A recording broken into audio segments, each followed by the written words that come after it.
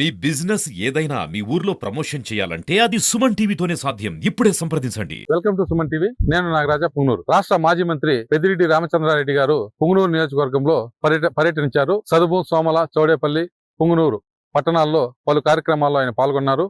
ఆయన ఈ సందర్భంగా ఏర్పాటు చేసిన విలేకరుల సమావేశంలో రాష్ట్ర ప్రభుత్వాన్ని, కూటమి ప్రభుత్వాన్ని దుయ్యబట్టారు. చంద్రబాబు నాయుడు ఒకప్పుడు వ్యవసాయమే లాభసాయక లేదు, ఎవరు చేయొద్దని చెప్పిన ఆయన ఈ రోజు రైతులను ఏ విధంగా ఆదుకుంటారని విమర్శించారు. ఆయన మాటల్లోనే విందాం పదండి. ఎవరైతే ఆర్థికంగా బాగా వెనుకబడి మంచి బండి కొనుక్కొని తిరిగే పరిస్థితుల్లో కూడా లేని వాళ్ళు ఉన్నారు. అలాంటి వారికి ఎలక్ట్రిక్ స్కూటర్లు ఈరోజు ఇవ్వడం జరిగింది. భాస్కర ట్రస్ట్ తరఫున మిథున్ రెడ్డి ఇవన్నీ కూడా తీసి వాళ్ళందరికీ ముందు ఏదో వార్డులు తిరిగేటప్పుడు మాట చెప్పాడు, ఆ మాట ప్రకారం ఇవ్వడం జరిగింది. అదేవిధంగా ఈరోజు రాష్ట్రంలో పరిస్థితులన్నీ కూడా మనం చూస్తూ ఉన్నాం. జగన్మోహన్ రెడ్డి గారు ముఖ్యమంత్రిగా ఉన్నప్పుడు ప్రతి గ్రామంలో కూడా రైతు భరోసా కేంద్రాలు నిర్మించి అక్కడ అధికారులందరూ కూడా రైతులకు అందుబాటులో ఉండే విధంగా, అదేవిధంగా రైతులు పండించే పంటలకు గిట్టుబాటు ధర లేనప్పుడు ప్రభుత్వమే వారి దగ్గర నుంచి కొని గిట్టుబాటు ధర కల్పిస్తూ ఉన్నది. రైతులకంతా కూడా వాళ్ళ గ్రామంలోనే రైతు భరోసా కేంద్రాల ద్వారా విత్తనాల పంపిణీ కానీ, యాంత్రిక వ్యవసాయం కోసం పనిముట్లు కానీ, ఎరువులు కానీ, పెస్టిసైడ్స్ కానీ ఇవన్నీ కూడా సబ్సిడీ కింద నేరుగా ప్రభుత్వం రైతులకు అందజేస్తూ ఉన్నది.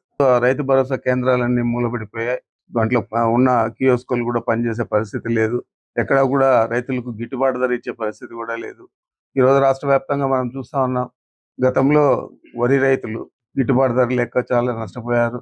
ఆ తర్వాత పత్తి రైతులు, ఆ తర్వాత మిర్చి రైతులు, ఆ తర్వాత పొగాకు రైతులు, చెరుకు వ్యవసాయం చేసేవారు.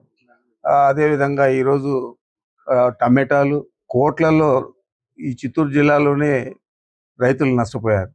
అదేవిధంగా ఈరోజు పరిస్థితి చూస్తే ఏ పల్ప్ ఫ్యాక్టరీలో కూడా మ్యాంగో అంటే తోతాపురి కొనే పరిస్థితులు ఎవరు కూడా లేరు. కొన్నా కూడా ₹2, ₹3 ఇచ్చే పరిస్థితి ఉంది. కొద్దో గొప్ప వాళ్ళు తీసుకున్నా కూడా.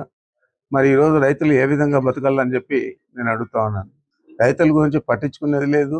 పైపెచ్చు వారు మాట్లాడిన మాటలు వ్యవసాయం చేయడం దండగా అని చెప్పి స్వయాన ఒక ముఖ్యమంత్రిగా వారు మాట్లాడారు. మరి ఇలాంటి ముఖ్యమంత్రి ఈ రాష్ట్రాన్ని పరిపాలిస్తా ఉంటే ఇంకా రైతులకు ఏ విధంగా గిట్టుబాటు ధరలు దొరుకుతాయి? రైతులు ఏ విధంగా వ్యవసాయం చేస్తారు?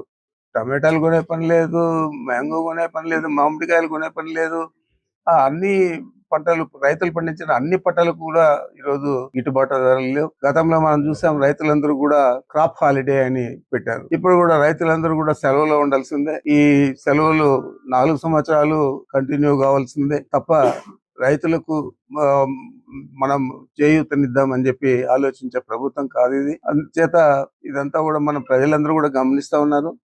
ఏ విధంగా అధిగమించాలా అనేది రైతులందరూ కూడా ఆలోచన చేయాలని చెప్పి తెలియజేస్తా ఉన్నాను.